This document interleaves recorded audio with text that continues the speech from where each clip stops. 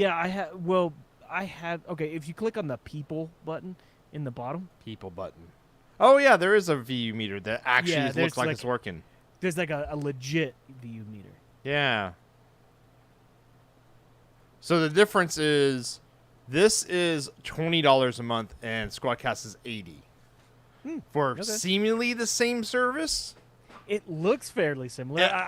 I was just wondering if like maybe this company Riverside was Squadcast now. No, they're different. Okay. Oh, well, look at it. Hold on. Was it? Does that do anything? No.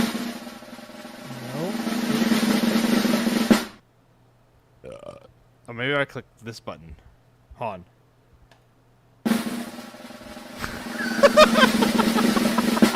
It's got a soundboard. No. It's got a built-in soundboard. And we have laugh tracks built in. This is bad. This is really bad. Oh, I can just upload my own files to it too. Put Duke Nukem. Oh, this is gonna be bad. Yeah, I was about to say this is Hold on. bad. We need to cut this.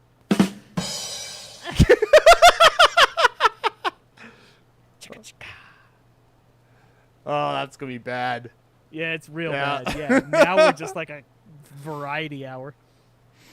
Whoo wee. Oh, let's post that we're live recording.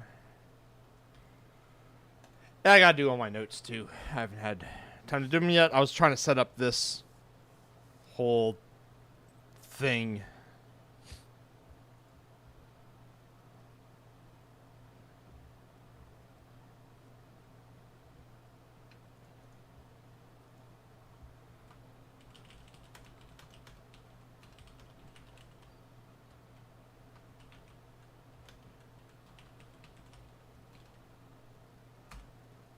I think it's funny. My new job ran on Eagle for a handful of years. Mm-hmm. And all of the engineers that used Eagle are no longer at the company. The entire new engineering team is like, no, but we don't like Eagle kind of stuff. But their solution is to go out and spend like $150,000 on software. And I'm like, I'm not saying like use my software or anything like that, but it's also like, Jesus, okay. Yeah, especially where like Eagle before was totally fine, apparently. It's funny because I'm like, I would almost in a lot of ways be like, why aren't we using Eagle? Like, Eagle be fine for all. Or of it. like Altium, maybe? Yeah, I think there was a lot of chat of like, do you do the Altium or do you do Siemens? Whatever. It has all of the downsides of enterprise software, but it has also all the positive sides where it's like you can run digital traces and then be like, tell me what my noise and my crosstalk is, and it just gives it to you, like that kind of stuff. Okay. It's like it's got really nice analytics on the back end. Mm-hmm. So you can like simulate the entire board. you If can you- get signal and power integrity and all of that jazz. So as Like, long as you can do- know what like the signal should be, like it's gonna be this frequency and this power strength and blah blah blah blah, you could like simulate what it would be like in real life, which And it'll is do- actually is pretty powerful. it's really powerful, and it'll do things like this signal will reach the source 10 picoseconds before this signal, like that kind of stuff, which is cool. And like I was saying, if you're running digital lines next to each other, it'll be like at this segment the lines are okay, but this very next segment just bump them apart a little bit. It'll do that kind of stuff, which is Okay. It'll do like field calculations and All things. right. So it's like, okay, that's cool. Yes, that actually is really cool. And But that's the difference between $500 and $150,000. Like, there's a lot of development and engineering work to make what you just talked on the back end work, though. yeah. There's a lot.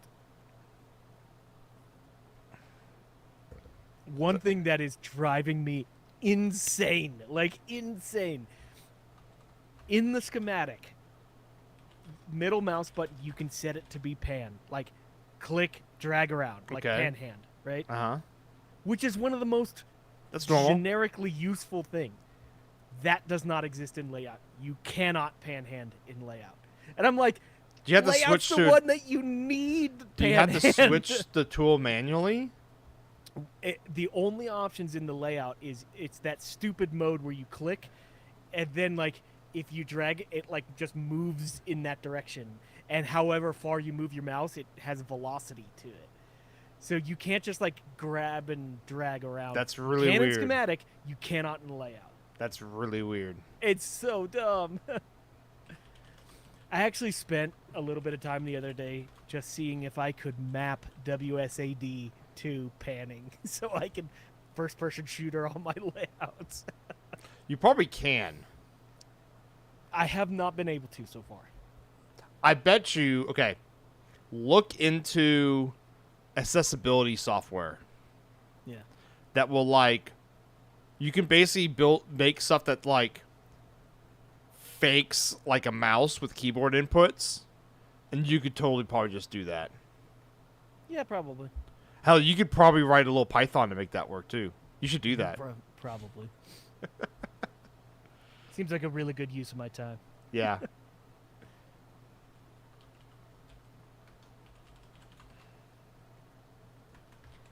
I get the feeling that 90% of using this software is just figuring the software out.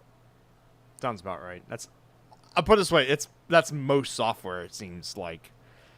90% of figuring out how it's different from other software.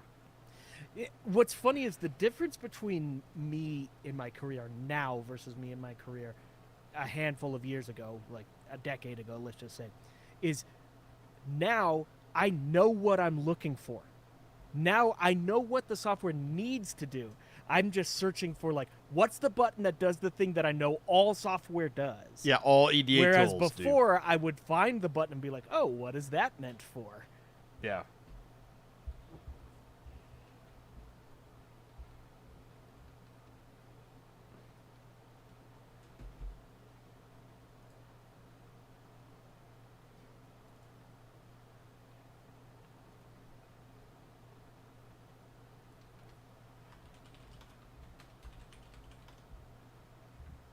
So surprisingly, I was not able to find a strainer for my keg. Yeah. I was not able to find one that had reasonable dimensions for the keg. And the pricing for the strainers, at that point, I was like, you know what? I'll just buy a pot strainer combo. So it arrived today. It's a 42 quart pot. Make which sure means we you can- season it beforehand. Okay. And that involves just boiling water in it. Yeah. Put it In on fact, your I turkey can burner. Burn. I can do that tonight. Yeah, boil Actually, water. That works out because I want to burn up the rest of my propane so I can get a propane refill. Do you only have one tank? I have two. All right, good. It's always good to have. You're an experienced propane burner brewer. You have a backup tank. I've got a backup. Yeah, Yeah, you always have a backup tank. But one full tank should. Oh be yeah, for the night. totally. It's just one of those No problem. just in case. So a 42 quart, we should be able to do 15 to 20 pounds per batch, and we're only going to be doing 2 or 3 batches of crawfish. Where we also have shrimp and other stuff. So I got all the seasonings in today. Thursday I'm going to go out and buy stuff, but I wanted to talk to you about, because I've been doing a lot of research on methods of crawfish boil, and there's a bunch of different methods. So we'll figure it out whenever you get here. But your method seems to be you boil it for a short period of time, and then you put it in the cooler and let it rest, right? Boil, soak, then cooler. Oh, okay. I thought you were skipping the soak. No. You Okay. boil it for like 3 minutes, or It's nothing. It's like, it's like 3 minutes. So you you bring the crawfish up the pot to boil. yeah. Put the crawfish Dump the fish in. Wait till it comes back to boil. 3 minutes 3 minutes. off. Soak for 20. depends like it's somewhere between 15 and 20. 20 sounds fine. We could start with 20 and then, because especially it's higher altitude, so it's lower temperature, so we can let it soak longer. Yeah. Soak, and then pick it Put it in up, the cooler. dump them in the cooler, and let them sit in the cooler for 20, 30 minutes. Because they do have to cool down before you can even eat them, so it's good just to let them rest in there. Okay, so when you put them in the cooler, do you put butter on them?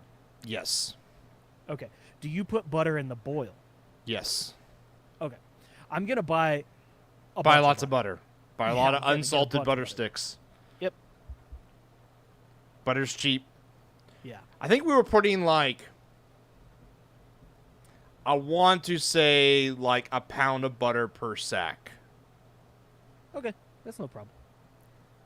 So I'll if just you- get 2 or 3 bricks of Yeah, butter. get 2 or 3 bricks because we'll put some in the boil, but then like when we put it in the cooler, since we're only cooking 1 sack, and if we split the 3 or 2 batches, then you put half of it, and then you want to like season it more, so you can like, that's when like I would let it sit and let the butter melt, and then like stir it up a bit, and then you can put your like we can put all the fixings in, stir it up again, and then put your seasoning juice on it. So, as a basic like rundown chronologically here, Mm-hmm. get the water in there, put seasoning in it, put your lemons in it, and then bring it to a boil. Put your potatoes in it and let them boil for some period of time. Yeah, so what we were So doing parboil is your potatoes. what we were doing is basically pre-cooking all the long cooking stuff, so like the garlic, Yeah. potatoes, Onions. onions, is like, so you make your seasoning, Yeah. bring that to boil, put all your fixings that take a long time, cook them most of the way, pull Then them put the out, put those crawfish into a separate cooler so they can stay warm, put your crawfish in, scoop some of the stuff out, like half the fixings if we're doing 2 batches basically, and then finish cooking the fixings with the crawfish. I know it sounds complicated, but that seemed to work. This is the first time I've done it this year, and it worked really well. Like everything was kind of like perfect at the end. All right, I'm gonna ask your help with guiding everything. Yeah, I think we should come up with we should get like a piece of A cardboard checklist. and write the times of everything. Yeah. Because one of the tricks is, we probably should get you have a thermometer for boiling, Oh, I've got plenty. because like when we put the salt and stuff in, that's going to affect the boiling point. Yeah. So we need that, like when we do the boil for the first time, it's actually a good thing, so we can measure what that temperature ends up being. And so when we put the crawfish in, we have a point when we consider this is boiling now. Because, like, there's always, like, oh, is a soft roll a boil? Is it a hard boil? Like, we'll just pick a temperature and be like, when it hits this temperature, that's when we start our 3 minutes for the boil to cut it off. And what we did is we just had a little thermometer, and then, like, when it hit basically 211, is like, we were like, that's when where we start the timer. We've got 2 things that are working in our favor here. It's starting to get warmer, which means boiling temperature goes up, and salt raises your boiling temperature. So, Yeah, but at sea level, that it's the same thing, so it even gets hotter. But so we just considered like Yeah. 211 was like, it was starting, like point. the bubbles were starting to really go, and Yeah. that's when we considered when we hit 211 on our heat back up. That's when we considered boiling. So I get off work around noon on Friday. I'm going to pick up my buddy, and we're going over to the Asian Mart to pick up the sack of crawfish. I say sack. I might get more than a sack. Yeah, I would always recommend getting more, because the worst case scenario is you run out. Best case scenario is you perfectly, like, the last person's like eats the last one, is like, oh, I'm so full. I'm done. Yeah. There's a lot of Colorado people, so they're not going to eat like you and me. Yeah. That's one thing I'm considering. So I'm trying to get between 40 and 50 pounds. That Closer would to sound 50. better. I want to get closer to 50. That way we can do Multiple three batches, batches. We can do like 3 18-pound batches, and that will fill the pot each time. Yeah, like 3 15 to 18-pound batches would be pretty good. Yeah, I think that's what I want to do. So we'll figure that out. But we're also getting shrimp. Ew. And so we could do that. So with shrimp, all right, the thing with shrimp is the moment you put shrimp in the pot, everything afterwards is going to taste like shrimp. So that has to be kind of the last thing you cook. Or we can cook them in the house. Or you cook them in the house.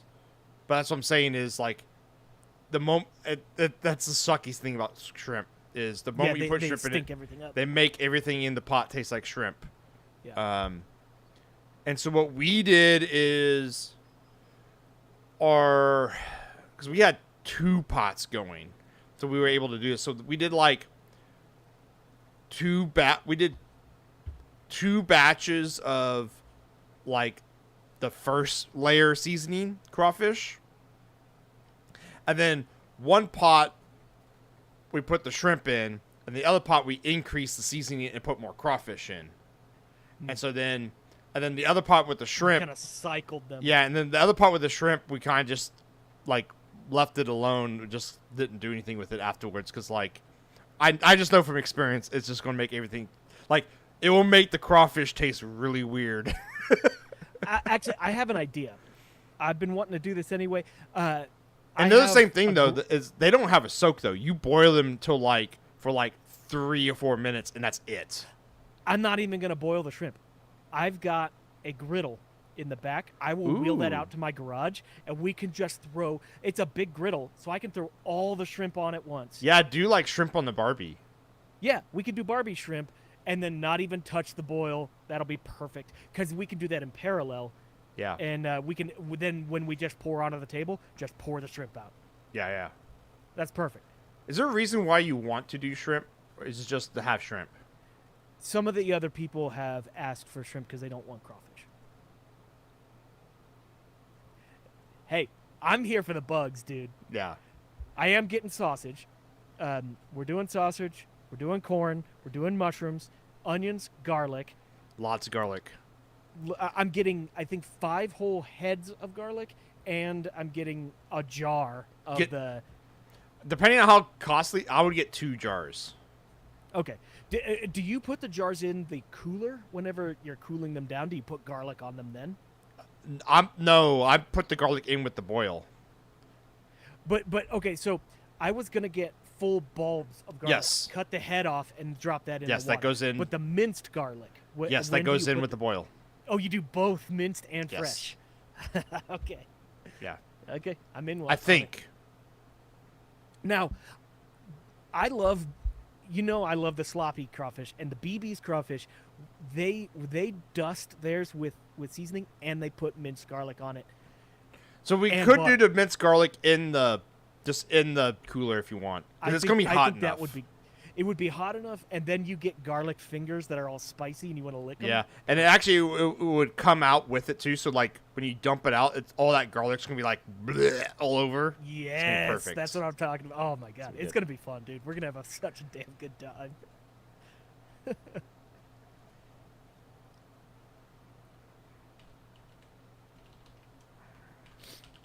Okay, I think I have everything taken care of that I need to. All planned out. Lauren and I are going to do some more cleaning of the garage tonight. So I'll just boil the shit out of some water. That's all you gotta do is just boil this. I think there's a certain time limit too, because it's aluminum, right? No, stainless. Oh, then you don't have to do it. Actually, do you have to do that for stainless? I know for aluminum pots you need to boil it because that way that's like you're basically like sealing the aluminum. Don't actually know you know what I could actually do. No, get this. In fact, I know this because of my brewing rig. I could actually just mix up Star Sand and put it in there because Star Sand passivates There you go. stainless steel. Yeah, I'll passivate just it. do that. Yeah, Yeah. yeah. I'll just passivate it. Because I know for sure aluminum you need to do that, or like the first food you It'll cook, leach out. well, it will taste like aluminum. Nope. This is 100% stainless steel, and it's like shiny chrome. Ooh. Yeah, no, it's a good pot. I'm happy with it. We're gonna have fun. This is gonna be a good one. I'm actually gonna fill one of my beer kegs with water and just have 5 gallons of water on tap. So because we're gonna have beer tasting here, Mhm.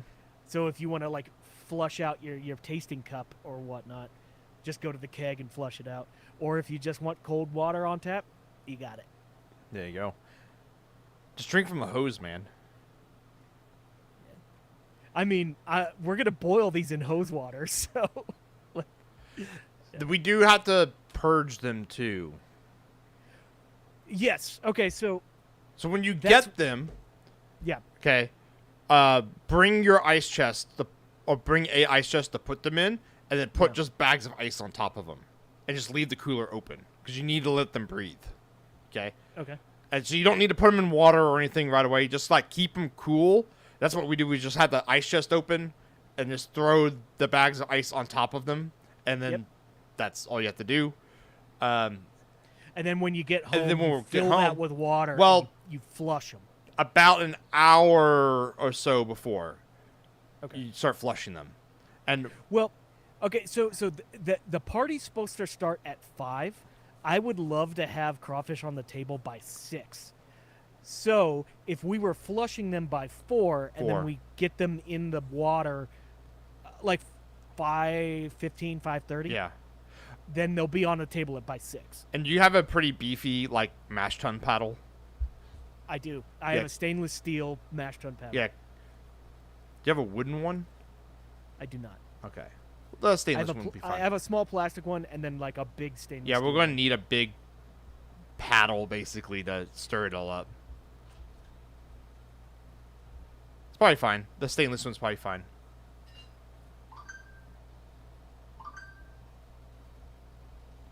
This is what I have. This is perfect. Oh, yeah. And is that rod strong enough to say, let's, like, pick up, like, a 50-pound basket of crawfish?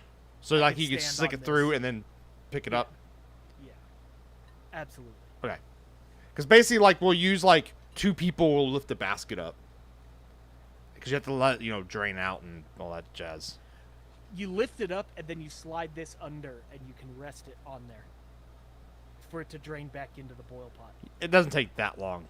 It's mostly, it takes 2 people to lift a basket that high. and I got a crawfish boil pot, so the holes are half-inch or Yeah, bigger, chunky. so they drain real fast. Yeah.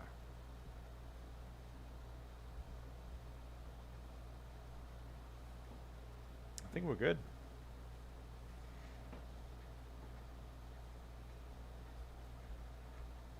I gotta mount my dartboard out in the garage tonight.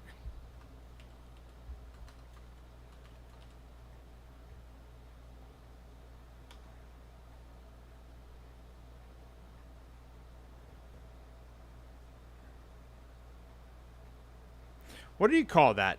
Like, because I want to put, like, and DM, because we're going to talk about the DMV occupations code for Texas.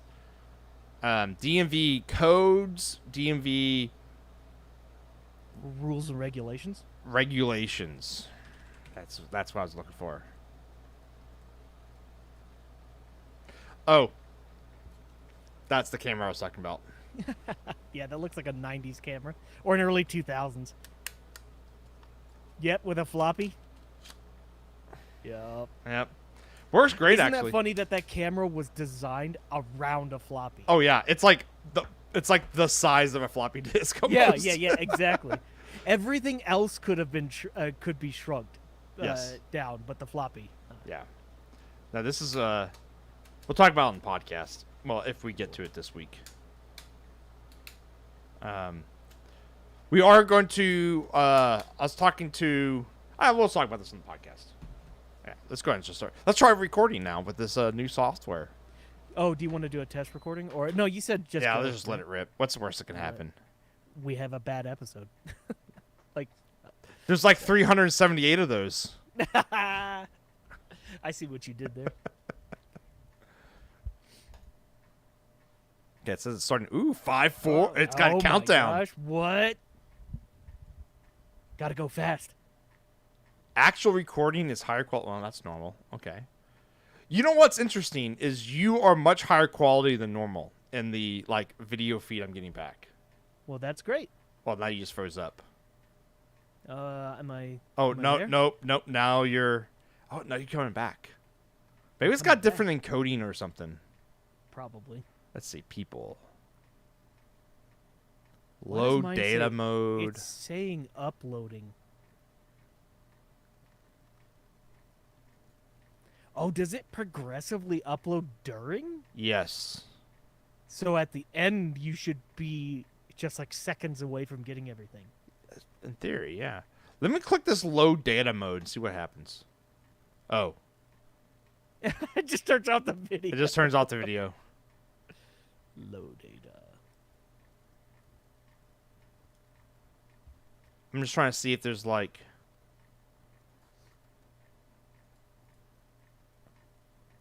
Interesting.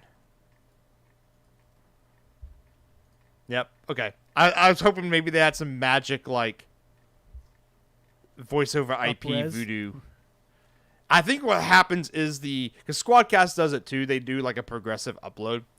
I think that's just sapping away part of your upload, and then just your video suffers. Mm-hmm. Okay, I'm gonna do a clap for Josh here.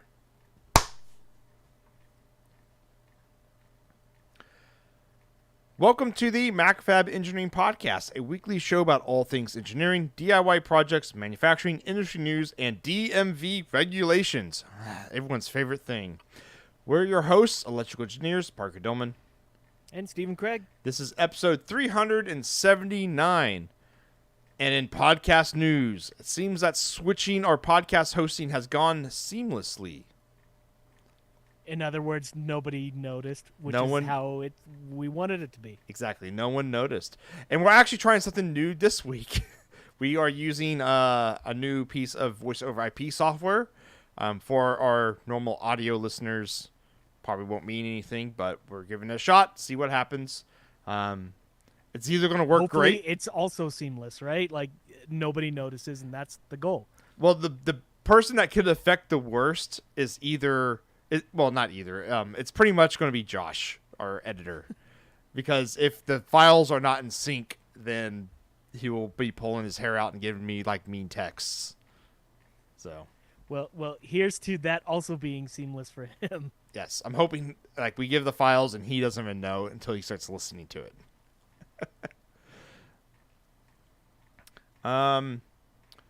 So on this podcast, we're going to talk about the box truck updates. We're going to talk about your CNC, which we didn't get to last week, and then possibly get to my new, in quotes, to me, digital camera. Oh, I was worried you were going to say another car. No, not yet. Have you been searching? Dude, I always find myself like looking on Craigslist and Facebook Marketplace, and then I'm I like, knew Parker, it. what are you doing? I knew it. There's always a low-level burn of you just looking. It's like in the background. You've got the same itch though sometimes. Oh, 100%. I'm not judging you. I'm in the exact same boat. It's just I know you well enough. Yeah. I was just worried that you were like another project and it's a full car. No. It's one of those. I always catch myself doing it, and I'm like, Parker, no, you're stupid. Don't look. I have to admit, this has been this last year and this year has been the first year that I've really put a lot of effort into paring down. At the beginning of 22, in fact, we talked about it on some podcasts, I actually started peeling projects away, like finishing stuff, getting them done. And in the last handful of months, I've been removing stuff from my basement and not adding it. In fact, it's getting thinner. So anti-hoarding, whatever you call that. And De-hoarding. it's been interesting because I have a open corner of my basement now that I've been looking at, and like I cannot fill that. It's just empty space, and that's a good thing. It has to be It's empty. okay. This is okay. I mean, I did finish the red Jeep, so the red Jeep is done. No. That can't be true. Is Yeah, it? it's been done for quite a while now. Yeah. Okay. Yeah. I'm surprised just because the red Jeep was never in a done state. Yeah, when you were at Macrofab, my favorite thing about that, the early days of Macrofab, so we're talking like 2013 to like 2016, 17 ish, right up till the time you left, I guess. Yeah. Was I would go home, take the Jeep apart on Friday after work on it all like Saturday and Sunday, and then Monday morning, wake up early, put it back together just enough so I can use it, because it was the only car I had at the time, by the way, to commute to Macrofab and work. And then you would live in this like husk shell of a Jeep till Friday, take it all back apart as much as you could, work on it.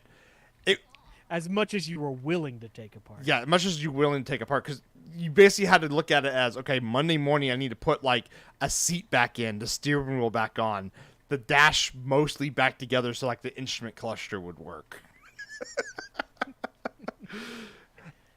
I would say it was basically when I finally got the Wagoneer, the Jeep Wagoneer, when I was like, okay, now I have two cars. They're both projects, but at least one can work and stay working while I cycle them. And yes, and then I could take the red Jeep, and red Jeep came all apart again for its like sixth time I've taken it all the way apart, rebuilt it into kind of like what I wanted the Jeep to actually be in the end, and I'm really happy. Like, I drive it to work. It goes 75 miles an hour down the freeway. It's not terribly scary going that fast. I just do oil changes and monitor the fluids and check the tire pressure, rotate tires. It's like, that's all I have to do on it. Okay. Yeah. This is monumental here. This is the first time I think I've heard you say that the red Jeep is done. Yeah, I mean, I can't even think of anything else I'd want to do with it. Like, I really enjoy driving it. Nice. I think I've been driving it for like a year now. I think I've never actually said to you it's done. So No, like I'm saying, seriously, live here. This is the first I've heard it's done. okay, yeah. I was under the impression that it would never be done. Oh yeah, And it's in a positive way, you know. yeah. No. It's like really like the only next step you could do with it is like you'd have to tear apart the entire suspension and put a different kind of suspension on it. Like different geometry, really. It's like the only way to make it better, and I'm like, I'm not going to do that. Like, the improvements I would gain from that isn't going to be worth the time and worth the money. You soaked everything you can out of it. Yeah, I really like how it's set up now. It's like, it's got a decent lift. It runs 35-inch tires. I've never come across anything off-road that it can't either go over or, surmount, basically. I don't go over the craziest stuff with it, so that's probably why, because, like, there's some crazy Jeeps out there that could probably do way more than mine can do, but they also break things, and I don't like going camping and breaking things. Right. So tangent to automotive here. I heard something funny earlier today. A buddy of mine sent me a video. Have you heard of the unit of measurement of an Ugga-Dugga? Yes, for sure. So that's it. So for those that don't know, that's the sound an impact gun makes, especially a pneumatic one. So like if you're at a tire shop and you hear the that's an Ugga-Dugga. Ugga-Dugga. Yeah. So So it was explained to me that one Ugga is about 4 to 6 foot-pounds of torque. Wait, So, I would say way more than that, but okay. well, if you give it one Ugga, so like a normal, yeah, in automotive world, you give it about 6 or 7 Ugga, and it's home, right? Or stripped right out. Oh man. Yeah. Okay, so you sent me a link about this. What about Ugga? Well, there's uggadugga.com actually. Okay, yeah, let me go to this website. Well, it's nothing special. Well, I think they actually have a definition of what an Ugga is on the main page. Yeah, they say an Ugga is a unit of measurement consisting of time and torque, often found in automotive workshops. I like how the unit of measurement is found in an automotive workshop. But an Ugga can be counted indefinitely, but it is commonly understood that 7 Ugga is the maximum torque, while 3 Ugga is sufficient to hold most projects. And what's funny about that is like there's a hair of truth to that statement. A little right? bit. Yeah. I would say anything over 5/16 fastener, you could probably be okay with that. I guess it also depends on how big your Ugga tool, your air impact actually is too, because I've got two. One Ugga is like 50 foot-pounds. And the other one, I actually don't know because I don't use it a lot. It's like a smaller, like compact one. But I end up not. Usually when I get the impact torque off, wrench out, usually it's to remove fasteners. So I don't really care how strong it is. It's either like, I want it to come apart, so it's going to come apart. That's actually the great thing about that tool. Is like, it's either going to take the bolt off or shear it. And both are okay. Yeah, both work. I heard a phrase earlier today. Well, you probably heard the phrase, there's nothing tighter than stripped, which I think is funny. But an alternate to that is there's no, I'm sorry. Yeah, an alternate is Loctite is great, but cross thread is better. Well, you only get the cross thread at once. One time, that's it. Yeah, You one time. get one time, but that's about as tight as you get. Yeah. You cross thread and then shear the head off, and you're good to go forever. Yeah. Do it on your caliper bolts. Yeah, do it up. Make sure it's in a critical location on your engine block. For tightening bolts, I rarely use an impact gun. Usually, I'll snug it up with my electric ratchet, which is, and then just like torque wrench it. But Come on, you're not reefing Ugga on your oil bulb. No, I'm not. Pan bulb. No, actually, that I hand tighten and then use a torque wrench too. Yeah. But okay, I got in trouble though. I was working on the box truck, and so so we're going to jump into our first topic, which is the box truck updates. So last week I was talking about working on the transmission fan and that kind of stuff. So I was installing the cooler lines, and I basically replaced the factory. It's where like the cooler lines come out of the transmission. It has like a thermostat and all that stuff in it. But the factory one just comes out with hard lines, and the hard lines like wrap around the transmission and go to wherever they go. And I needed to replace that with one I could attach soft flexible lines to, because I'm running that external cooler. And so I got a new one from like Improved Racing or something like that. Basically, I got one that also has like an adjustable thermostat, so you can tune what temperature it opens up at and all that good stuff, so you can run the transmission cooler, et cetera, et cetera. And it attaches with one bolt. And I think it's like an M8 bolt. M8 by 1.25 millimeter, something like that. Yeah, that's pretty normal. And I was like, okay. And so it says in the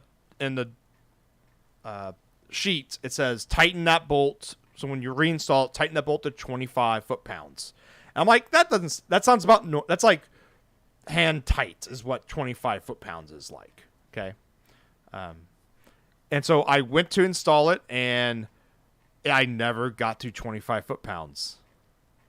Uh-oh. Yeah, it just did not did not click the torque wrench. And it pulled the threads out of my aluminum block on my the bell housing on my transmission. Oh no. And so I was Yeah, like, because I was about to say 25 is actually pretty high for aluminum.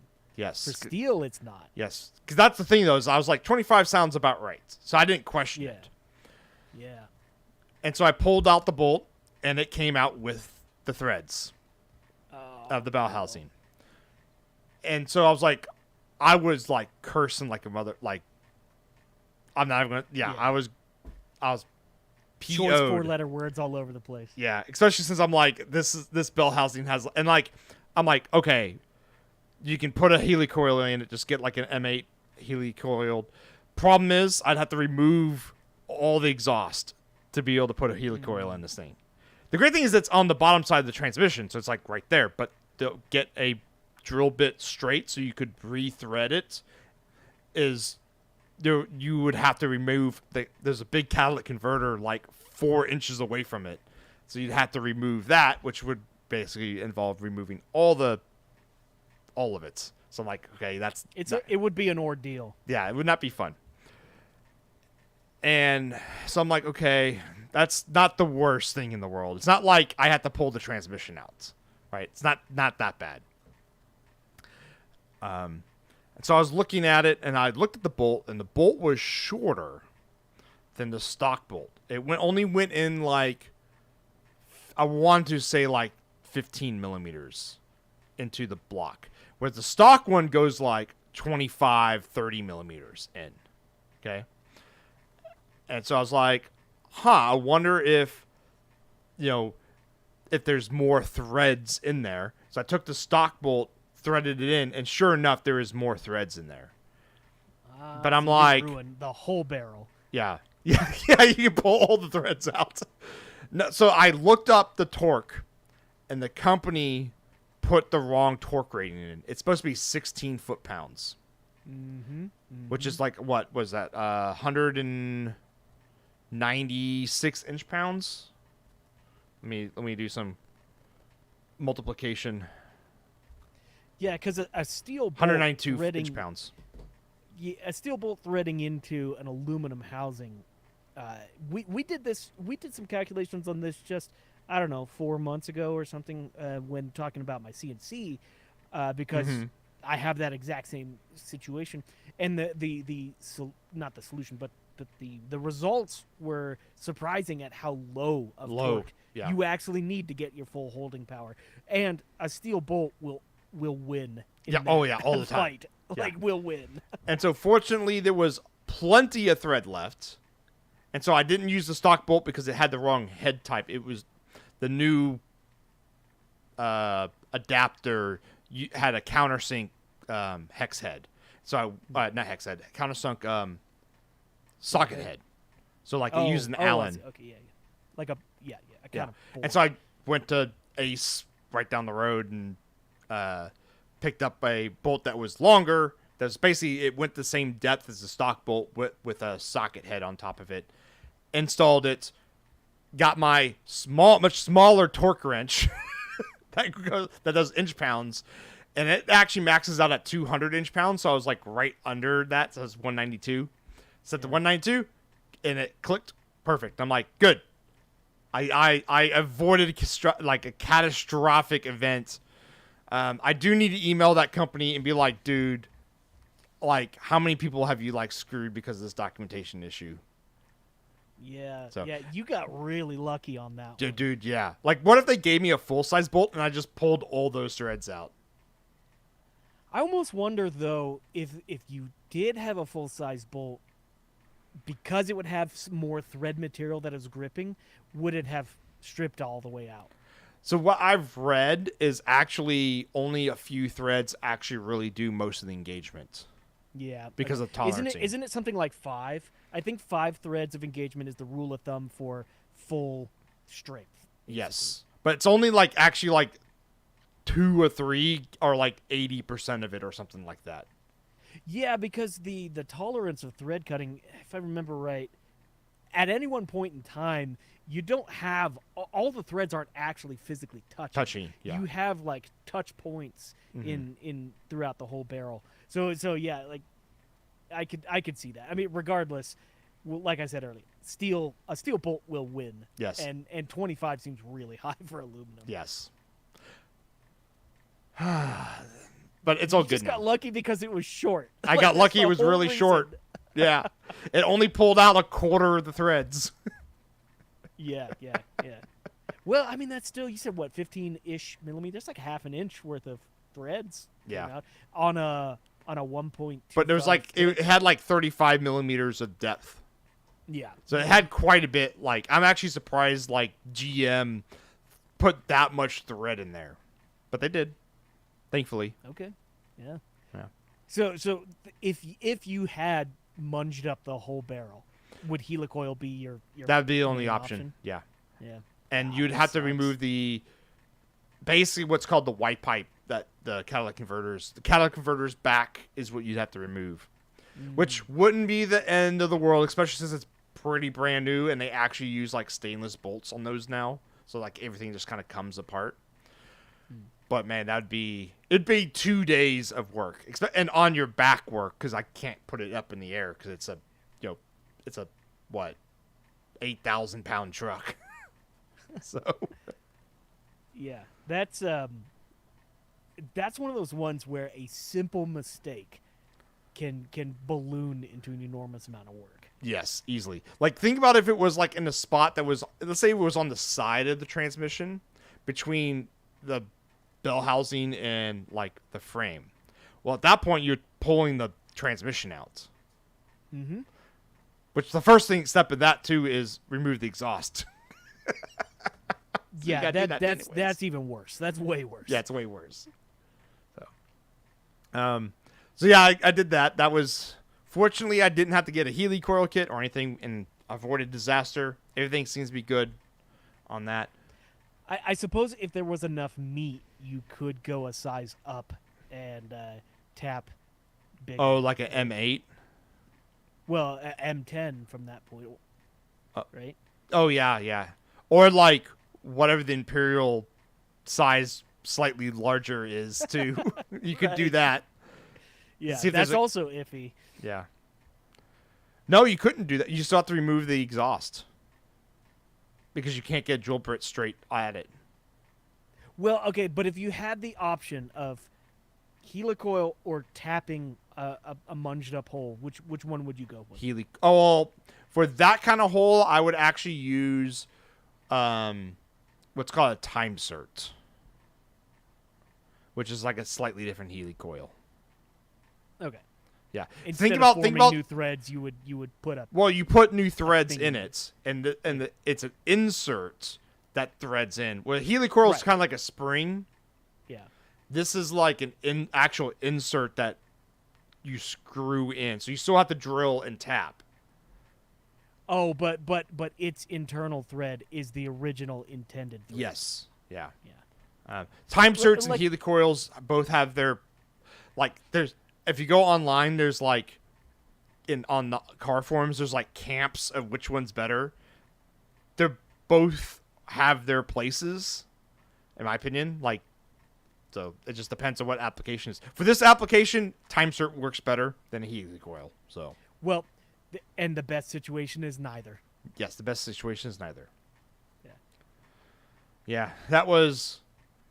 Whew. Okay, I'm actually getting worked up thinking about how worked up I was about that situation on Saturday.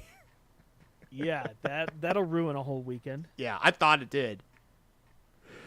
But after that, my brake lights actually arrived, so I got those installed. I just had to pop those in and hook up the wire, and I did all the wiring correct, and they just lit up perfect.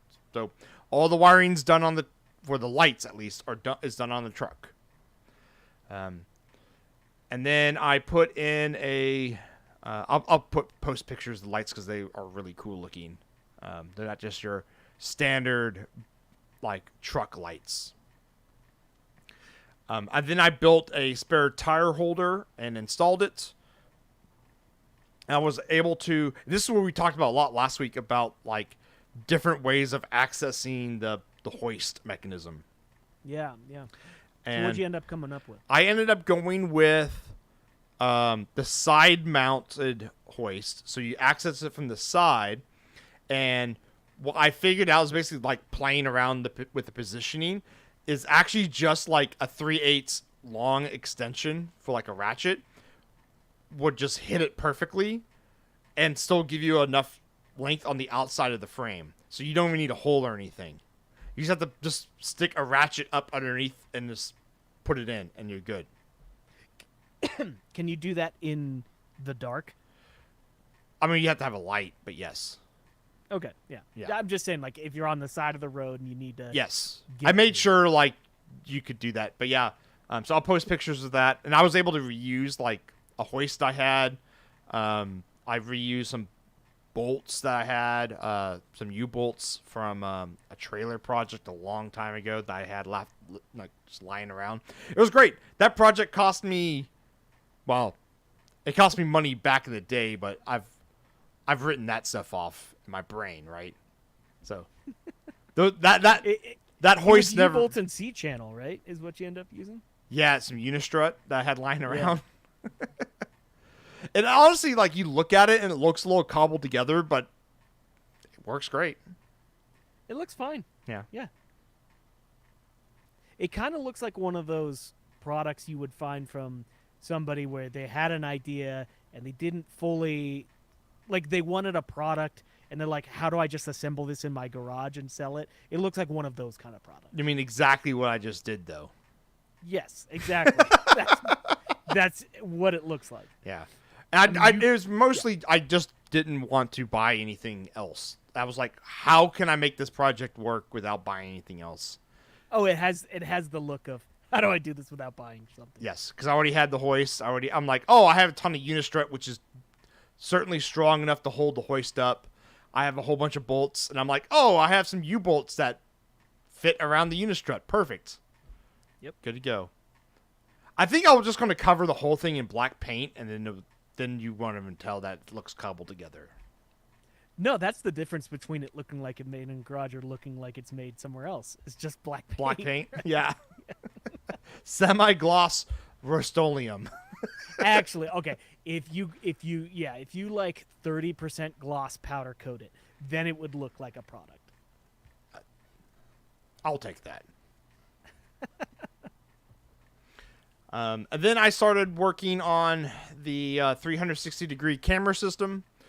I basically did enough to like make sure it worked because I had to buy it from like some seller on AliExpress. It was really weird. It took me a long you can find people that sell 360-degree camera systems here in the States. Most of them are over in Europe though. And when I say 360 camera, I'm like how fancy cars nowadays have like cameras all over them, and so it looks like so when you like back up, it'll look in your rearview mirror. It shows like a model of your car and like everything around it, or like it looks like there's a drone drone looking down. above you or like flying behind you or something like that. That's just really fancy camera trickery is what it is. And you can buy these systems for buses and big trucks and RVs to retrofit on, RVs, et cetera, et cetera. But it took me a long time to find like a good system. Like there's a couple here in the States, and one they charge an arm and a leg, and like you look at the camera quality and it's just not great. And I found a place over in the UK that sold them. But funny enough, I was like looking at them and I'm like, I've seen these before. Like I've seen these cameras before. And sure enough, they're just using like cheap Chinese cameras. Right? And so I'm like, then I'm paying a markup to someone to buy cheap Chinese cameras. So I'm like, I don't want to do that. So I started actually looking at AliExpress and Alibaba. And I actually found one of the OEMs. And the OEM is called like Stunk Cam or something like that. It's like STRONKAM Or maybe there's not an R in it. I don't think there's an R in it. Yeah, Stonk Cam or something like that. Anyways, they're one of the OEMs, I think. It's kind of hard to tell sometimes. But it took like 3 weeks of talking to them. Because, like, you know, sending one email a day and trying to get, like, across, like, what you want to get and that kind of stuff. And they finally put together a camera system. Because I also wanted, like, ultrasonic backup sensors and stuff like that. And also I wanted, like, auxiliary cameras. So, like, I can, like, press a button and I can, like, look at my trailer. That kind of stuff.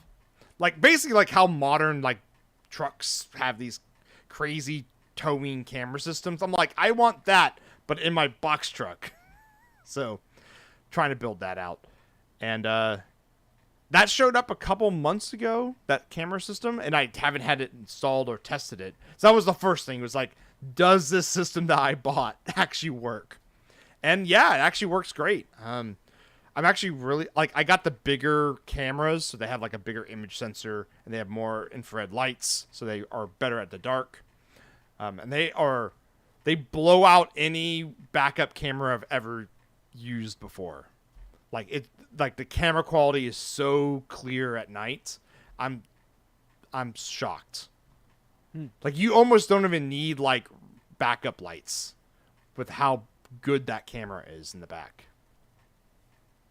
I haven't fully installed it yet. I'm still waiting to install, like, the front camera, which we'll touch on that in a little bit.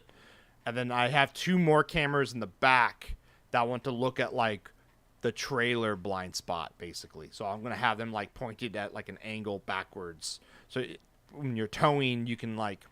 It actually has, like, modes where, like, if it detects, like, if you wire your turn signals to it, it will, like, switch the view to be like, oh, you turn on your right blinker. So I'm going to look at the right cameras only. Stuff like that. So you can have it programmed to, like, turn on certain cameras and stuff depending on what signals you're triggering to it. It's kind of cool stuff. I'm honestly really surprised that no one really offers this in the States, because you would think something like this would be great for how big the RV market here is, but couldn't find anything.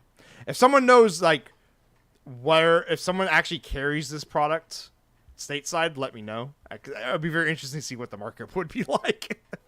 Because I did have to pay, like, duties and taxes and stuff on it too. It ended up not being too bad. I think it ended up being like $1,200 for, like, the whole thing, and that includes, like, ultrasonic sensors and everything.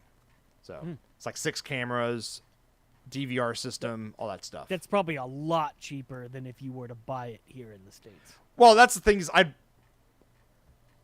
want to just know what it is. I just couldn't find anyone that was selling something like this.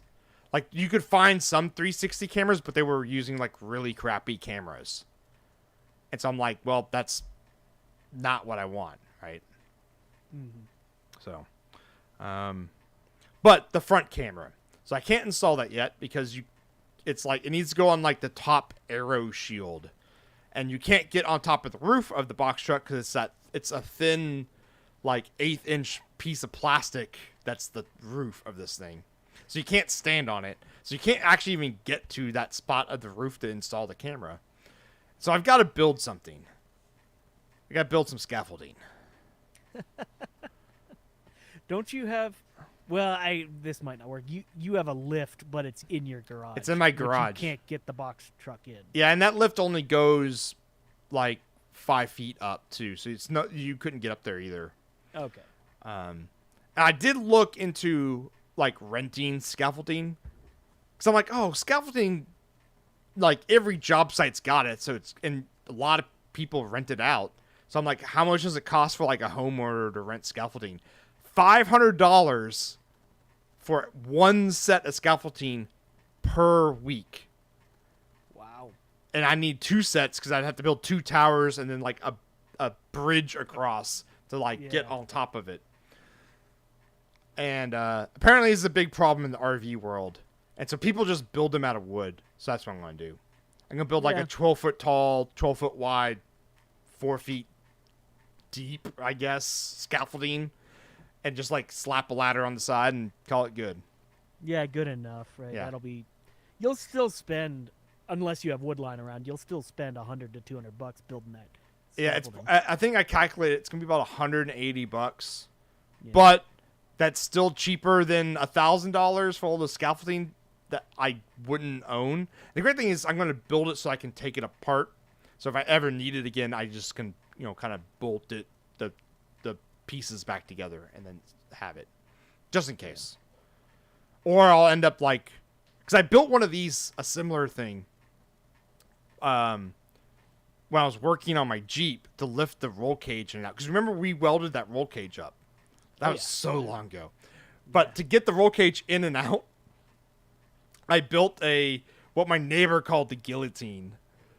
And it was an A-frame hoist, basically, that you could drive the Jeep under, and you could lift the roll cage out of the Jeep just enough to get it out of it. So you'd lift it up, and I just had like half an inch of clearance, and then you would just push the Jeep out of the way. Nice. Because that roll cage you couldn't lift that thing out of the Jeep by yourself. Even with two it was people, heavy. it was pushing like your weight limit to lift that thing up. So Yeah. the hoist made it really easy. But the bad thing is with the hoist, 'cause the hoist would have been a great starting point for this project, but I have disassembled it and have used the wood in other projects down the road. So it's gone. I think it turned into like a flower bed in Galveston at one point as part of it. Something like that. I'm trying to come up with some other solution that's easier, and they're just.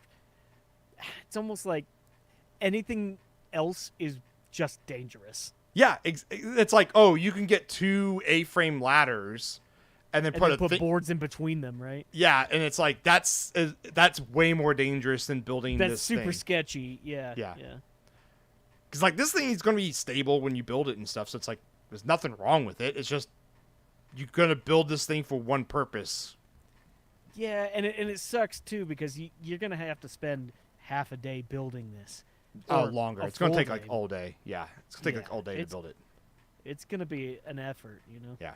Well, the good thing is I'll be able to install the camera, and I'll also be able to clean the roof because I was on my roof and I looked at its roof, and I'm like, it's like disgusting. So I get to power wash it, and while I'm up there, I'm going to reseal the roof too. So it'll be good for probably a decade. Be good to go. But, Fun. well, man, we've been talking about the box truck for like 37 minutes. This is going to be the box truck episode. Yep. The RV portion now. So this is the interest. This is the whole reason to actually buy the box truck is to build it into an RV that can tow. So I've done like the tow part. The funny thing is I'm not going to be towing anything anytime soon. But I did that part first. Reasons. Just get it out of the way. Get it out of the way. Because that's like all like the greasy, grungy work. And do that while it's super clean so you don't have to worry about it. And I know I've mentioned this basically every time we talk about the box truck, but I think it's worth mentioning every time we talk about it. This was a new car. It's brand new. This is not like it's effectively brand new. Effectively brand new, yeah. Yeah, so everything Parker's doing here is making it on better. top of a new car. Yes, it's better. There's not like restoration efforts here. No. It is making it better though. Yeah, And last longer. absolutely. Well, better's not the right word. Purpose built, I think. Yes, you're correct. Right, Correct. because you have a plan for this. Yeah. Whereas your other cars are like a little bit more general purpose. A little bit, I guess. So, RV, okay? So right now it's titled as a commercial vehicle because it's a commercial vehicle. It's a box truck that built on a Chevy Express 4500 platform. They also use Chevy Express 4500s to build motorhomes that also have a big box on it. It's a big box, except it has windows in it. That's like the only difference. Actually, there is each state is different because you can retitle things when you do conversions. And I'm going to be doing an RV conversion on this box truck. And so I started reading all the fun stuff in the Texas DMV Occupations Code specifically Section 2301.002, parenthesis 21, closing parenthesis. Of course, that one that everyone knows about. Yeah, everyone knows about. But this actually defines what a motorhome means for the DMV here in Texas. So a motorhome needs to meet these requirements. And if it doesn't, then it's not considered a motorhome, and you have to classify it as something else on the title. So your conversion needs to hit these bullet points to do the conversion. So a motorhome means a motor vehicle that is designed to provide temporary living quarters, and that A, is built on a motor vehicle chassis and is an integral part or permanently attached to the chassis. Well, I think my box is like bolted and glued to the truck, so it's never going to come apart. Yeah, check. Check. On That's that done. one. That's done. Then B contains at least 4 of the following independent life support systems that are permanently installed and designed to be removed only for repair or replacement, and that meet the standards of the American National Institute's standards for recreational vehicles. So, like, there's this whole, like, other standard that you have to go reference to make sure that what you're building classifies as what you're building. Kind of weird, but that's how it is. So one of these, so you only have to hit 4 of these, and they give you, I think it's 6. So you have to have 4 out of 6 of these things. One of them is a cooking facility with an onboard fuel source. So you have to have a stove that has its own fuel source that's on board. So I have a stove that you can just put down and good to go, right? Or you can do electric, I guess. But stove, good. Yeah, no problem. Okay. A gas or electric refrigerator. I'd never heard of a gasoline-powered refrigerator, but they exist, apparently. I'm going to put a electric, DC-powered electric refrigerator on it, like a RV would have. Good. We're check mark there. A toilet with exterior evacuation. You know, we haven't talked about toilets in a long time on this podcast. Is it time to? It's going to be soon to talk about breach toilets that again. Topic? Yes, it'll be soon to talk about toilets again. Unfortunately, the toilet that I'm going to pick does not have exterior evacuation. Oh, don't tell me you're just putting a 5-gallon bucket in the back. Close. I'm going with what's called a compost toilet. Oh, okay. Yeah, I've seen those. Yeah, before. which is a self-contained unit that we'll talk more about later once I get one. But it doesn't have exterior evacuation. It's self-contained in its own unit, so it doesn't actually classify as this. Yeah. Okay. Right. And then a heating or air conditioning system with onboard power and fuel source separate from the vehicle engine. So that's a big one, meaning that you have to have an AC or heater system that has its own power source that is not tied to the vehicle's engine. Okay. I'm going to have that. It's Texas. You need air conditioning. It's 100% necessary. Yes. Yeah. Okay. And then so I checked that off. So I've got 3 out of 4 so far.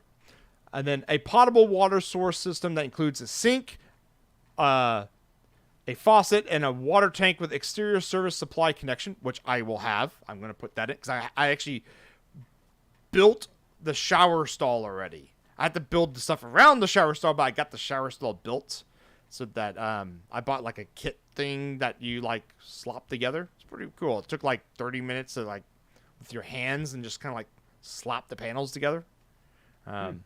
Came from Home Depot. It's pretty cool. Okay. That's cool. But yeah, so it's going to have a shower, and you need onboard water source, all that good stuff. And then a 110 to 125 volt electric power supply, which I thought was really weird to have that included in there. Wait, can you just slap an inverter in there and that counts? Yes, an inverter counts. Oh, Isn't that's that silly? The easiest one. But the thing is, my truck already has an inverter built in.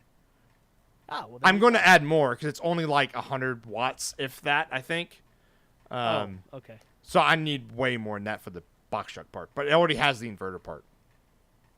So I have 5 out of these 6 things, so I'm good to go. It's very interesting.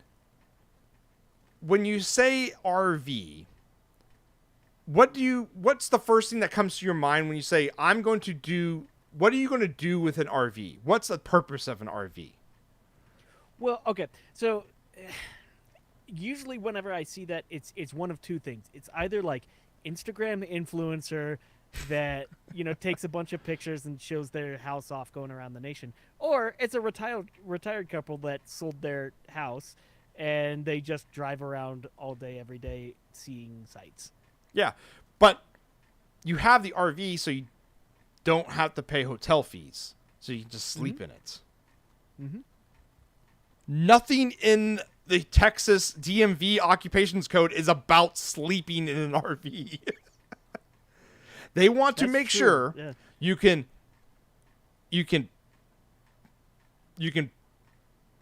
go to the bathroom in comfort, is what it says, And yeah, your and charge your cell phone. I'm guessing they have that because they're just assuming you got sleeping taken care of, right? I know, but it's so weird. It's like it should be like and sleeping quarters. I don't know. I guess you could be like, oh, the chair reclines, thus it's you sleep there. Maybe. Yeah, because people sleep in their cars. I mean, and that doesn't count as an RV. They just, that could be it. It could be because you can just sleep in a normal car, so they decided not to make that a distinction. Right. I do think it's funny though. Like the first thing the main reason I want an RV is so I can sleep in it. Like when I go camping and stuff. I wonder which of these would you think is the most strenuous or the most difficult to actually achieve? It depends on your implementation of all of them. For me, I would guess the heating and air conditioning with a separate fuel source would be the most difficult. well, so it doesn't have to have the fuel source on board. So you could have like a rooftop, or like you can buy a rooftop AC unit that just gets run off what's called shore power, which is, you just go to an RV park and plug in. That counts. Right. So that's super easy. You could have a generator hanging off the back, right? And yes. that has a separate fuel source. Exactly. For me, the hardest part is a toilet with exterior evacuation. It's the exterior evacuation part, basically putting another what's called a black tank, which is like that's the poop tank. Yeah. Putting that another tank is more difficult than all these other things for me. So I'm like, that's why I'm going with what's called a compost toilet, so I don't have to worry about plumbing for the pooper. Right. Yeah, it makes sense. Yeah. Because I just don't want to deal with it. Have you considered going that route and just making it like a permanent toilet that you don't have to take out and dump? I considered it for all of like 3 seconds and decided not to do it because I just don't want to deal with it. It's probably a lot of effort, right? And the thing is, someone has to empty that tank. And that person's me. And I don't want to empty that tank. But you're having to empty the compost. No, but the compost, I've actually emptied up one of those before, doesn't really smell. It smells earthy. Well, yeah. I mean, given enough time, it does, right? Like it has to break down. Yeah, but it actually doesn't. It doesn't take long to break down. Yeah. Like honestly, the worst part of emptying out a compost toilet is actually the urine collection part of it. Because that's the whole thing with a compost toilet is you have to separate the solids and the liquid, and because the liquid will prevent the composting from composting. So, also it makes it like super soggy, so you don't want that to happen. But that honestly smells worse than the compost part. Yeah. Do you have that little? I don't remember what it's called. It's a white powder that you can spread on it that removes the odor. I mean, they make a lot of sprays that do. I think some people just use like diluted vinegar, really. Oh, okay. Got it. Yeah. I mean, I'll put it this way: the ones that they have now have their own vent systems that are powered, so you don't smell anything. Yeah. I'm actually like looking for it. Like I thought about putting a proper like chemical RV toilet for a while, for all of 3 seconds. And I'm like, no, I'm not dealing with that. That's another big tank I have to put in. I have to empty that tank and transport that. It's sewer. I have to transport the sewer somewhere. I'm like, nope, I'm just going to do a compost toilet and not have to worry about it. Yeah, nice. And then you could bring it home, put it in your garden, and grow. No, you can't. Plants. It's human waste. You can't do that. I know. I'm joking. Because I'm not going to be the kind of person that just opens up the black tank on the freeway. Oh, do people do that? Oh, yeah. It's Oh, not that's supposed to messed do up. that. You're not supposed to do that at all. But there's definitely don't you stories wait- online. Then you can't. I thought you had to be next to the tank. There's like a valve there that you have to operate. Not. Do they have some that operate electrically, I mean, anyone can build anything. remotely? I guess so. Yeah. That's disgusting. I You're did very not know that. disgusting. Yeah.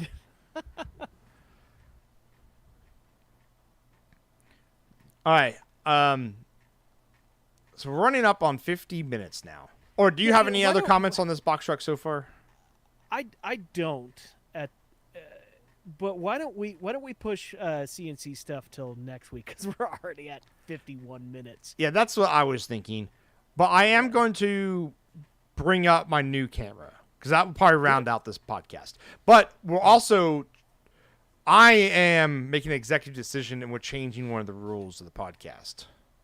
Oh, what, the 50% rule? Yes, the 50% rule. I was actually talking to some people that were fans of the podcast at our May the Fab Be With You event that was 2 weeks ago. And everyone was like, we love hearing the random projects that y'all just randomly come up with, even if you all don't do anything about it. So Oh, okay. we're just gonna start. If we just come up with random ideas, we're just gonna talk about them now. But this project's actually gonna be done. Actually, I think it actually already clears the 50% rule too. But just in case, we're throwing it out there. So Parker of the past, when I was a wee child. I was in the Scouts, and this was like probably when I was like 13, 14 years old, maybe even younger than that. At one of our Scout camps, I took photography as one of my merit badges, and we mostly it was covering film, because at the time, film cameras were pretty much really the only thing that existed for taking pictures. But digital cameras were starting to become a thing. And the person that was teaching the class actually had a digital camera. So we got to like shoot digital photos. And it was a Sony MVC FD5, which that means probably nothing to like everyone out there. But what that is a Sony camera that is, was their first camera that used a floppy drive as the storage media. And I'm assuming that the FD in the yes, floppy drive. in the number is floppy drive. Yes. MVC also stands for something else, but I don't remember what it stands for. Like Mavica. It's right there actually. Mavica. Okay. MVC is short for Mavica. It's something actually like magenta. What's VI? Violet. Violet. Indigo? Something like that. It stands for like the colors of the sensor too. It's like Mavica is like the colors of the sensor abbreviated, and then MVC is the abbreviation of that abbreviation. Anyways, this was the first camera of this entire line for like 10 years they've made. And each one of the core things was it used a floppy drive. Now, eventually they added like other media, storage media, and I think at one point they used like Sony's proprietary flash sticks, but you could still use a floppy drive with it. And then once the floppy drive kind of expired in its life cycle, they went to like mini discs. So you could take pictures on mini discs, which is kind of a cool concept. But anyways, I don't remember how I thought about this camera, but for some reason I just was like, got the urge. I'm like, I need to like buy one. And fortunately, these cameras, the quality of the image sucks bad. Like it's awful. So that means also these cameras are really, really inexpensive. And they also made tons of them. Like, this was like a top selling camera for years when it came out. It's like millions out there. So I was able to find one actually here in Houston on eBay for like $18. And it came with a battery. Now, the battery was dead when I got it. And I did order... Did it come with a floppy, though? It did not come with floppy, but I have stacks of floppy disks. So I was fine there. And the great thing is, it uses a battery that Sony still uses. Okay? This like camera battery that Sony still uses. So I actually was able to... I was actually able like to... a custom molded battery. I'm surprised that's still in production. Sony still uses this battery shape. It's the NP-F series of batteries, and like a lot of their stuff uses it. So I was able to buy a charger and some spare batteries, and I actually was able to get this battery functional again using the little, the back feeding trick. So I was able to put it on the lab power supply and feed it basically current limited to like 100 amps, and just like let it slowly creep up until it hit to like 6.5 volts, and then I put it on the charger, and the charger's like good to go. Charge it up. Nice. So and actually it still holds a charge really well. So these Sony batteries, I mean, that's like a 30-plus-year-old battery at this point. No, not 30-year-olds. This is like 30, a 99 camera. How old is that now? Over 20? Yeah, over 20 years old. 24. 24 years old. That battery can drink. We're getting old, Parker. Yeah, I know. So yes, it actually works fine. Takes pictures just fine. Flash works great. I actually kind of really I really wish it had like a viewfinder, like where you can put your eye up to it and look like a rangefinder style. But it only has like the big old screen on the big. It has a screen on the back. There's a floppy in the way. Yeah, there's a floppy in the way. Yeah, now I think about it, it'd be really hard to fit optics in this thing. Yeah. But I would do it because I actually my other camera I'd like taking with like the viewfinder, versus like holding it out at arm's length and doing this motion with the camera. So is the floppy the only way to get images off of it, or does it have a USB? Correct. Oh, it's just the floppy. Just the floppy. And do you still have a floppy drive somewhere? Yes, this is where the project comes into play. Ah, okay. Okay, so I have a USB, the floppy to USB like adapter thing. That's actually right here. So you plug that, the USB into your computer, pop in a drive, good to go.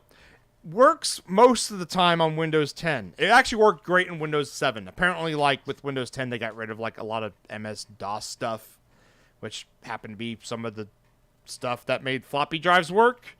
But who uses floppy drives anymore? So unfortunately, it doesn't really work too well, and you can only get a couple images off before like the driver decides to crash. Could be because of crappy USB floppy thing, or adapter, but whatever. So here's the project. Okay, this is something I've always wanted to make too, but I never had a reason to make it. So now this is the reason. The reason is I want to have something portable so I can use this camera in a portable state and then like pull images off. Like let's say if I go camping, take images with this guy, and then I need to get the images off because you can only put like 20 images on a floppy disk. It's by the way, it's like 0.9 megapixels, I think, or is it 0.2? I was about to say that even seems high for that. I think it's 0.2. I bet you it's lower. Yeah. I think it's 0.2 megapixels. Not a lot of pixels. I'll share some images that I've taken of it so far. I love taking photos with this because it immediately transports me back to like 2001. Like you look at those images and you're like, hey, I've seen a forum post with images like that before. What would be really interesting is if I still have my old Nokia phone kicking around that had a camera on it, and take some pictures with that and see what that resolution looks like. Do a comparison. Yeah, I bet you that's actually better than this camera. It might be. Yeah, mainly because it doesn't have the limitation of storing stuff on a floppy drive. So yeah, you take a picture and it goes as it's seeking the floppy disk and writing to it. It's great. Nice. Where was I going with? Oh yes, the project. So I want to make a fake vintage luggable computer that will have a floppy drive in it. And also I want to this also kind of combines with the CAN bus idea too. I'd like to build something that has built-in CAN bus sniffer and stuff. So like you have like your hacker laptop, and it also has to look the parts. So it has to look like late 80s, like early 90s laptop-y. So like super chunky edges and that kind of stuff. Yeah. Totally aesthetics too. And I'm just gonna put like 18650 lithium cells in it. So I went down the rabbit hole of like, okay, sure, I can find like an old computer and put it in there and like run an Linux and stuff on it. But I'm like, man, I'd really want to just like slap a Raspberry Pi 4 in it and just be done with it. But Raspberry Pi 4 doesn't have a floppy drive controller for obvious reasons. I was just looking it up. You can force it. So there's some adapters that you can like. It doesn't work like you think. There's some like you still have to have a microcontroller like in between, and then that's like your floppy drive controller. I ended up buying what's called a Greasy Weasel. Enlighten us. What is a Greasy Weasel? It is a open source floppy drive controller to USB that allows you to basically dump any MagnaFlux images off floppy disks. Oh wow, that's specific. Yes. So it's a USB to any kind of floppy disk kind of.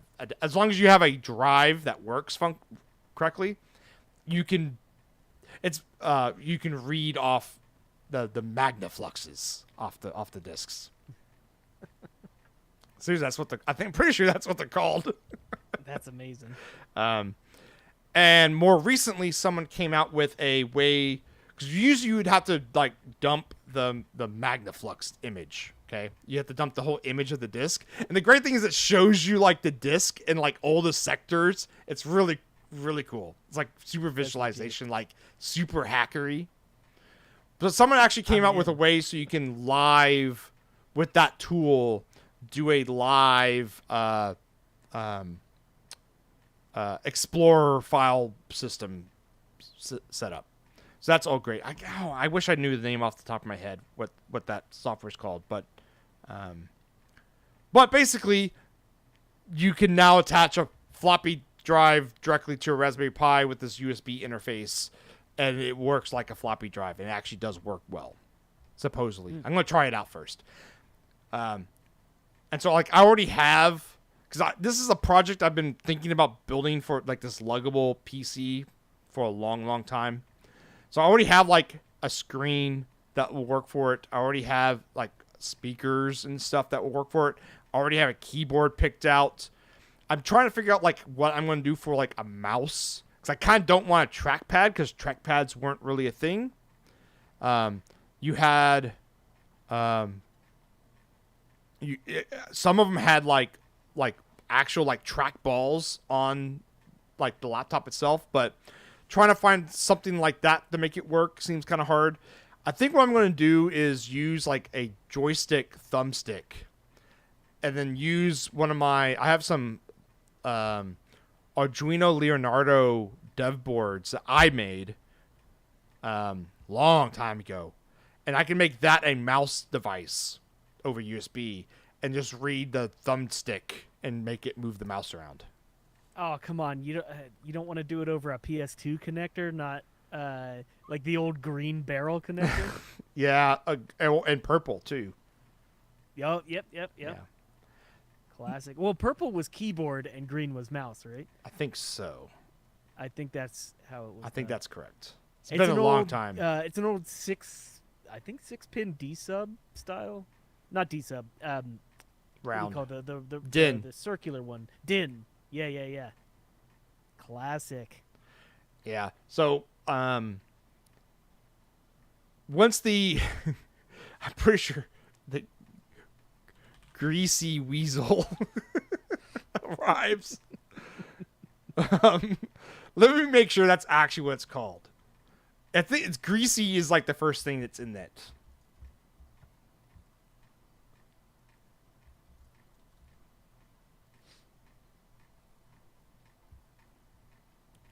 Grease weasel. Not any better. There's no Y in it, but still. Ends up being the same. Same thing. The grease weasel. Oh, and that's one word, grease weasel. Yeah. And so I bought version 4 of it. When that arrives, I'm going to set up Raspberry Pi 4. I'm going to set up my screen, keyboard, like the system architecture all spread all over my desk. You know, the wires of doom that is all Raspberry Pi projects. Mm-hmm. Make sure it all functions and like this works how I want it to work. I can read all the images and like good stuff. If that all functions well, then I'll design the enclosure. And I'm probably going to do like a combo send, cut, send, 3D printed, and then like some TIG welding to make like the chassis. Oh man, I feel like you should 3D print the whole thing. Well, I want like metal in it.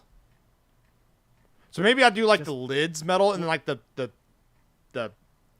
sides chassis is like all 3D printed. Which is kind of what I was thinking. If you can get that cream white color, that would be perfect. Well, I was going to print it polycarbonate, but I could just paint it. Yeah. Will the paint hold up, though? But I think you're right. I think it has to be like that creamish color. And then or like you could artificially age it and do like the bromide yellow kind of. No, I'm not color. doing that. I wonder if, because my resin printer is not big enough. Actually, I don't want to think my 3D printer is big enough to do it in one shot. Like the ring that would be like the inner part of the frame. I still have to think about how I'm going to construct it. But I do want like that vintage chunky look to it. Mm-hmm. I did think about like hacking or buying like an old vintage laptop and then like gutting it and stuff, but I couldn't really find anything that fit the screen that I've got because I actually have it's an iPad 2 or 3 panel with a adapter board that makes it display port, and it's 4K too. That screen is gorgeous, so I'd love to use that screen for this project, and I couldn't find anything that fit that size. So I'm like, well, I'm just gonna build my own thing, I guess. You know, two things. Well, okay, yeah, two things. I think one thing that would make it really, really nice is to have a nice, chunky power switch on the front. You know, like on the front, like circular or a square. Yeah, like a chunky click-in power switch, not a toggle switch, like a press button switch, but one that has like a half an inch worth of throw. You know like a the old AT computers, AT based. That's like the platform. Like you know how we have ATX PSUs and ATX motherboards. AT was like the thing that was before that, and then they added an X to it to make it extreme. But I think it just means extra, actually. It's not extreme. Not extreme. Would be cool if it was extreme, though. Anyways, AT. Oh, remember BTX? Not really. That was like Dell's thing.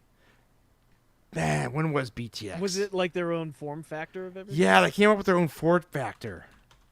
Oh, that probably. God, this brings me way. This is like 2004, 2005, maybe. 2004, 2005. Yeah, Balance Technology Extended. Oh, is that what the X stands for? Extended, yes. It should have been extreme. Yeah, basically, it honestly was a really good idea. And we actually see this nowadays with new PC chassis enclosures. But basically, they had the idea of like, what if we put the motherboard? Actually, that's interesting. This case does not show it in the form factor that it was in. The idea was kind of like to redo the thermal profiling of how an enclosure was set up, and it did not take off. And then basically people found out how to make ATX just better. Man, that brings me way back. But AT actually had, so like ATX had like a soft power button that went to the motherboard, and then the motherboard turned on the power supply for everything. Whereas the AT, it has a big like on-off switch that you're thinking. It's a big press in, press out. So if I actually have a 386 computer case lying around, I can just take that button off and just use that button. Yeah, I think you're right though. It needs like a big.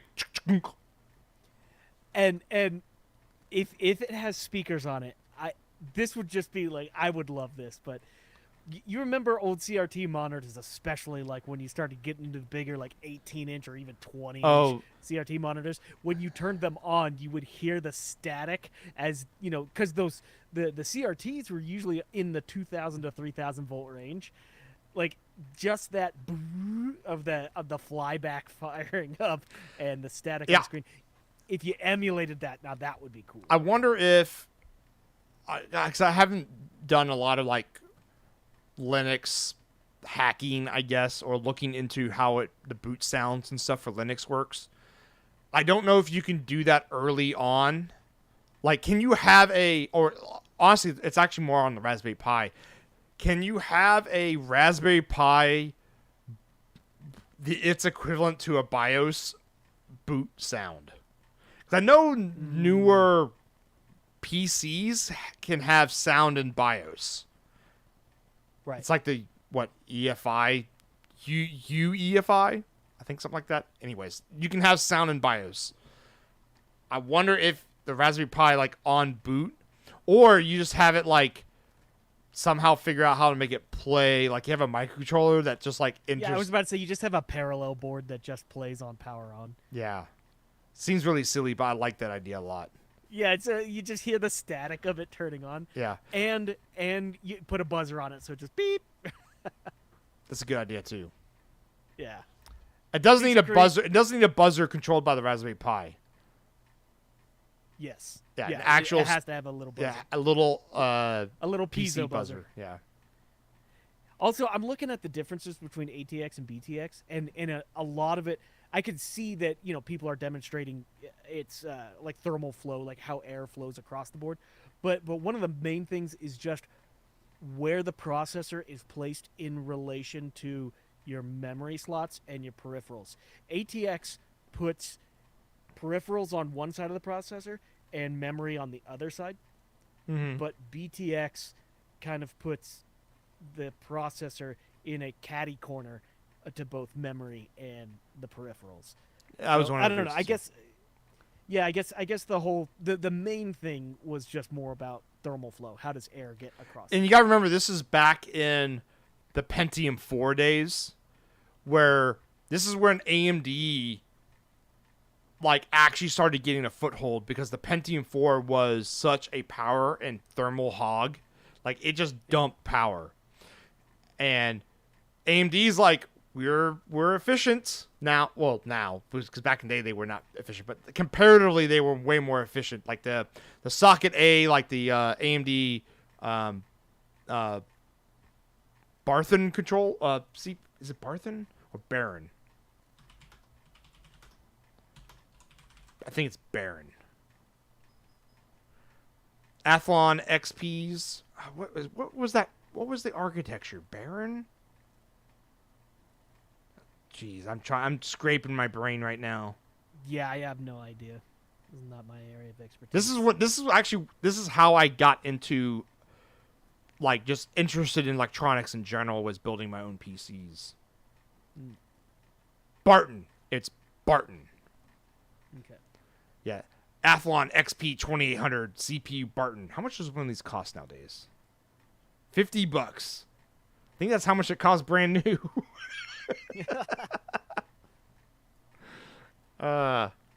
And you could unlock the multipliers by using a grease pen because they would laser cut the traces on top of the substrate for the die to like bend them in speeds.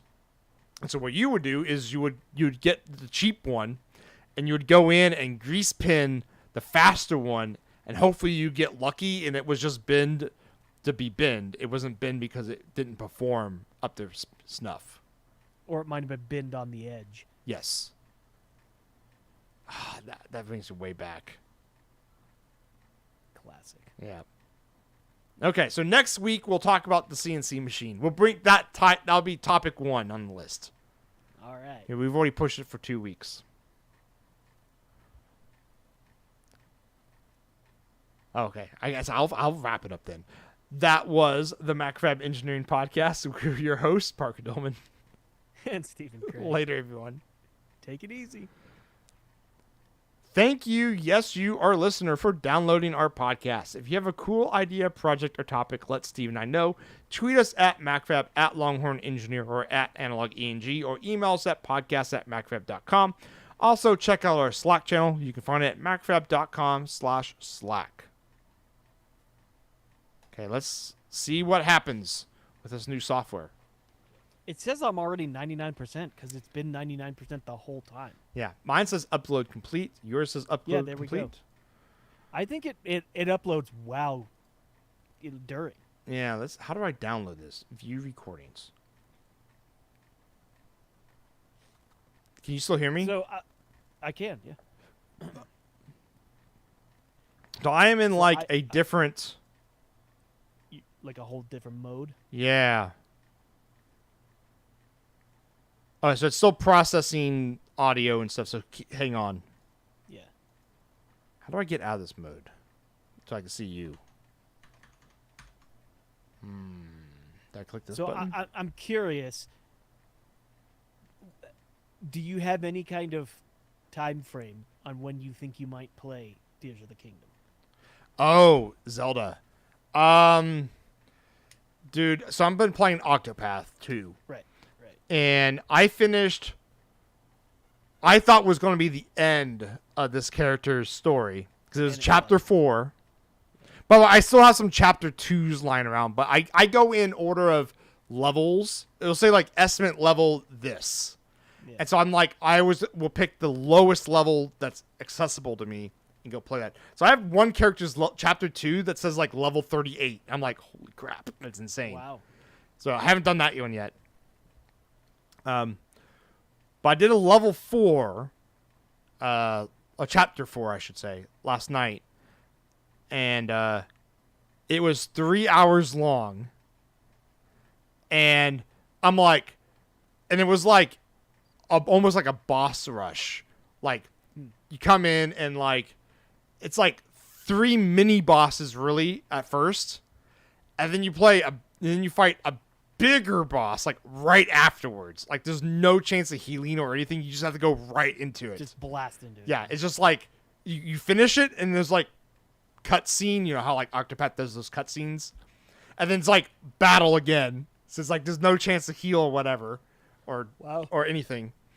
And then the big bad of the story is there. So you're okay, I'm gonna beat this boss, and then I get to fight the big bad. And then the big bad totally does the yeah, you'll never see me, and runs away. So I'm okay, there's a chapter 5 for that. So far, 2 of the chapter 4s I've completed have a chapter 5. That means all of them do. Well, it's 2 out of 8 so far. And so I'm I guess I thought they were going to adhere to this the 4 chapter thing. But the stories are so much more diverse. One of the person's chapter 3 was literally like just talking to characters and like running around this town and talking to characters and like that was it. There was no actual fighting. But it's interesting. I actually really Octopath 2 is a much better game than 1. Cool. They've added some more mechanics to make stuff more complicated in the battles. The boss fights are way more crazier than original. Like, really in the first game, there wasn't a lot of stand out. Like, all the bosses were kind of the same thing.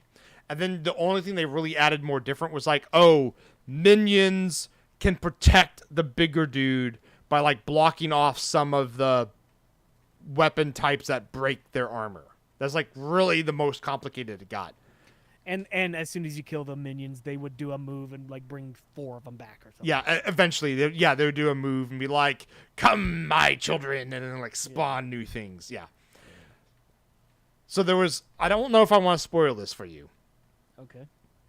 But this one boss fight, you're literally fighting a steam engine. And the actual boss he's not actually, he's really weak, and it's the steam engine that's like you're actually fighting. And the steam engine's protecting him. Okay.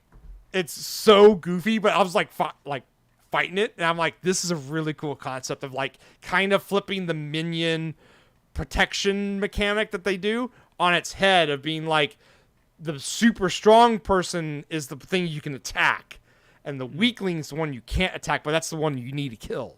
You want to, yeah. Yeah.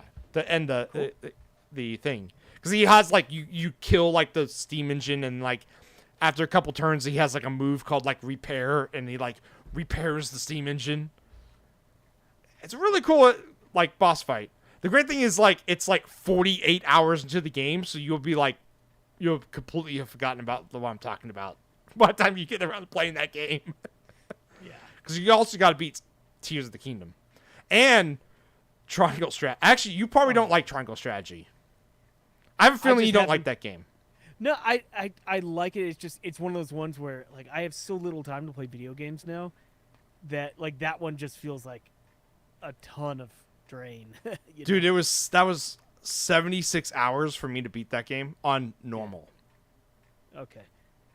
I don't know if I'm gonna play it. And so no, I'll take it back from you when I come up there. Yeah. And if you want to take Metroid Dread, you're welcome. Yeah, I'll take Dread.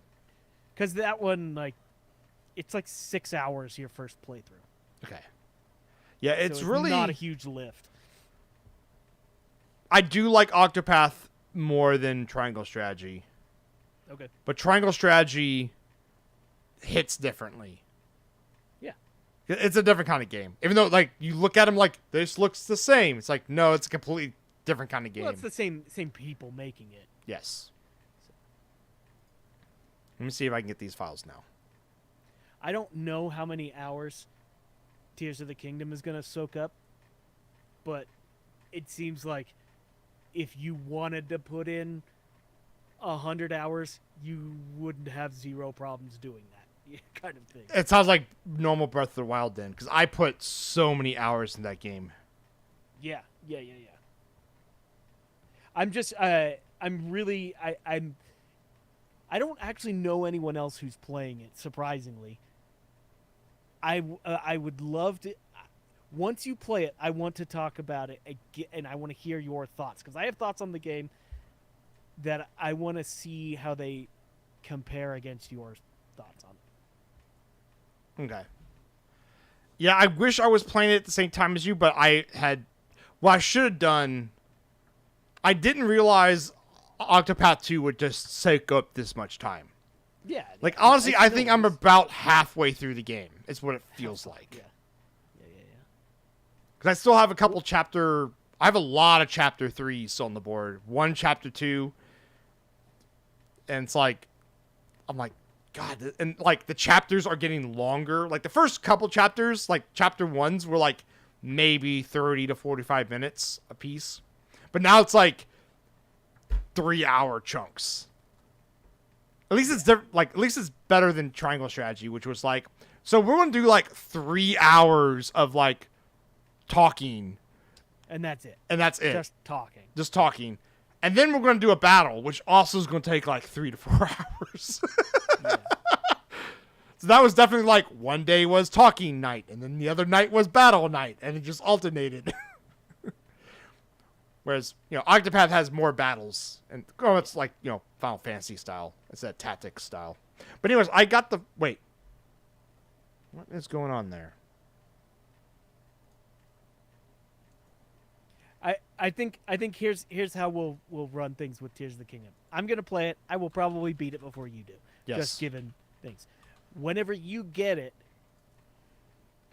What if I streamed it and you could watch me play it? as you play through it, I want to hear your thoughts as you go through. Okay. You will get my thoughts. That's what I'm curious about. Just because, like I said, I have thoughts about the game, but I want to temper them versus your thoughts. Yeah, like I'm even avoiding watching the normal people I normally watch, like stream video games. I'm not even watching them because they're playing Tears of the Kingdom. I'm like, well, I don't want to watch that.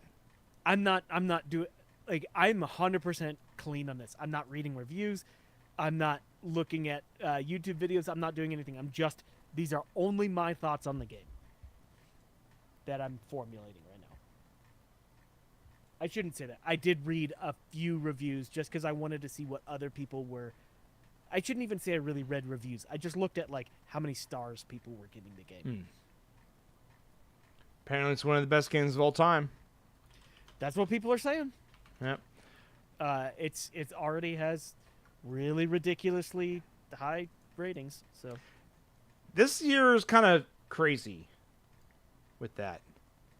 Like, yeah. well, we also had a lot of other games that were supposed to be Game of the Year contenders that absolutely tanked it. Yeah. Like Forspoken. Yep. Because we had that Star Wars game that came out. Apparently that is like amazeballs, like crazy good. So. And then, earlier this year, Hi-Fi Rush, which I think you would really like that game, but I don't know if you'd spend the time to play it because it's like a rhythm-based beat 'em up. Okay. And the characters are like really well written and actually funny in like that cringy, goofy way. Okay.